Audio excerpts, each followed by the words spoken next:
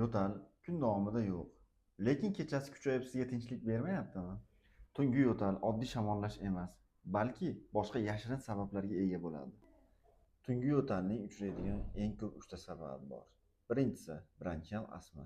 Tunda bronxlar spazmi va bronxlar giperreaksiyasi hisobiga yo'tal kuchayadi. Ikkinchi sababi gastrointestinal reflux. Odam gorizontal holatda yotganda oshqozon kislotasi qizilo'ngachga qaytish hisobiga qizilo'ngachdagi hemo va mexanoretseptorlarni qitiqlash hisobiga yo'tal kelib chiqadi. Uchinchi sababi postnazal oqim. Bu nima? Odam gorizontal holatda yotganida bronx shildiq devoridan ajralgan oqma balg'amlar bronx va tomoqqa tushish hisobiga yo'tal kelib chiqadi. Shu sababli bunday holatlarda yo'talga qarshi dori vositalari yordam berishi qiyin bo'ladi. Tashxis uchun spirometriya, allergik qon tekshiruvlari va lor ko'rigi muhim hisoblanadi.